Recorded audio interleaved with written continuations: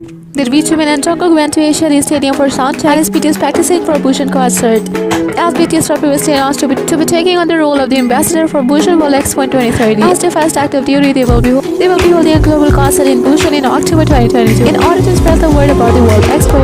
Recently, Hype also announced their plans for the concert. They finalized when that the concert will be held in October after previously announcing their plans of a global concert.